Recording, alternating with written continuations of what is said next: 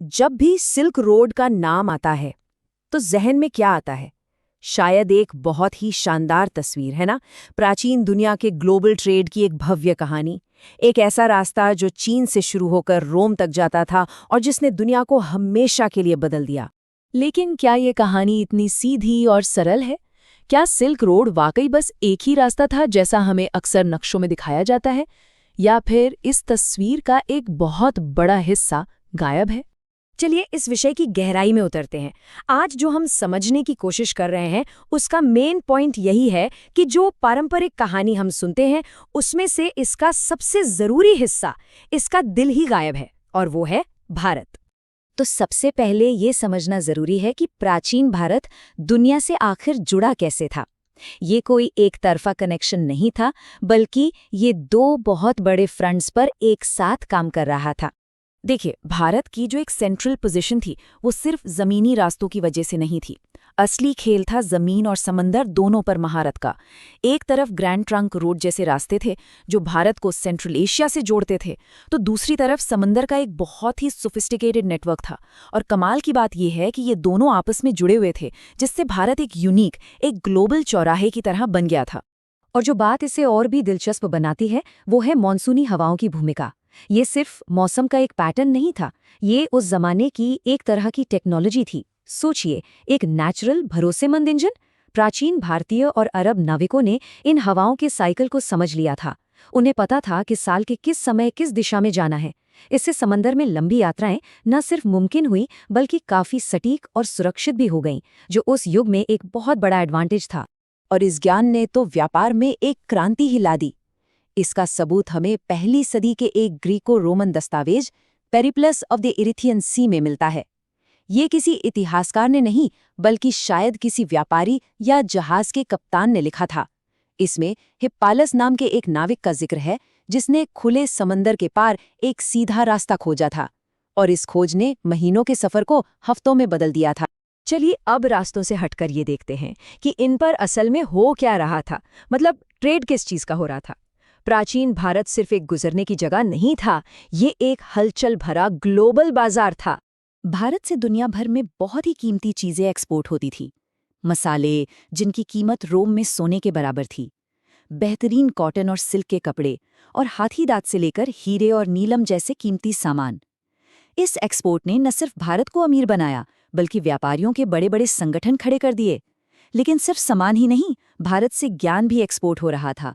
Medicine और philosophy के ideas भी इन्हीं रास्तों से दुनिया तक पहुंचे। और हाँ, ये कोई वन वे ट्रैफिक नहीं था। पेरिप्लस हमें बताता है कि भारत में भी विदेशी चीज़ों की ज़बरदस्त डिमांड थी। रोमन साम्राज्य से अच्छी किस्म की शराब, धातुएं और यहाँ तक कि गाने वाले लड़के और खूबसूरत युवतियां भी इंपोर्ट की जाती थीं। ये उस समय के भारतीय समाज की अमीरी और सोफिस्टिकेटेड पसंद को दिखाता है।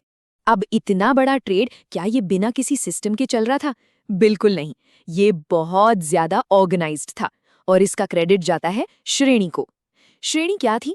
आप इन्हें उस जमाने के कॉरपोरेशन समझ सकते हैं। व्यापारियों और कारीगरों के ये संघ नियम बनाते थे, क्वालिटी कंट्रोल करते थे, और यहाँ तक कि बैंक की तरह भी काम करते थे। ये एक बहुत ही एडवांस्ड सिस्टम था जो रोमन कॉर्पोरेट मॉडल से भी सदियों पुराना था। ये सारी बातें सिर्फ कहानियां नहीं हैं, इनके हमारे पास ठोस सबूत मौजूद हैं। और सबसे बड़ा सबूत वही ग्रीको रोमन दस्तावेज है जिसका हमने पहले जिक्र किया था। पेरिप्लस मेरिस एरिथ्राई, जो पहली सदी की एक तरह की नाविक की गाइड बुक है, इस पूरे ट्रेड का ब्यौरा देती है। ये व्यापारियों के लिए एक प्रैक्टिकल गाइड थी। कहाँ जाना है, क्या खरीदना है, क्या बेचना है। इसमें बारीगाजा यानी आज का भरूच और मुजीरिस जैसे कई भारतीय बंदरगाहों का जिक्र है जो उस जमाने के हलचल भरे इंटरनेशनल ट्रेड हब थे। पेरिप्लस से एक सीधा उदाहरण देखिए। बारीगाजा के बारे में लिखा है कि वो एक उपजाऊ इलाका है जहां से बढ़िया सूती कपड़ा आता है। ये किसी इतिहासकार ने नहीं, बल्कि एक व्यापारी ने लिखा है जो शायद खुद वहां था। ये हमें उस दौर की आर्थिक जिंदगी की एक सच्ची झलक देता है। इस ट्रेड से जो पैसा आ रहा था उससे बड़े बड़े शहर और बंदरगाह बन रहे थे, और इन जगहों पर जहां दुनिया भर के लोग मिलते थे, सामान से भी ज्यादा कीमती चीजों का लेन देन होता था, और वो थे विचार। ये समझना बहुत जरूरी है कि व्यापारिक जहाज़ों में माल के साथ साथ आइडियाज भी सफ़र कर रहे थे। बौद्ध धर्म मध्य एशिया और चीन तक फैला। भारतीय गणित, जिसमें जीरो का कॉन्सेप्ट शामिल था, वो पश्चिम तक पहुंचा। और चोल जैसी समुद्री ताकतों ने अपनी कला और आर्किटेक्चर को दक्षिण पूर्व एशिया तक पहुंचाया। तो इसका नतीजा क्या हुआ?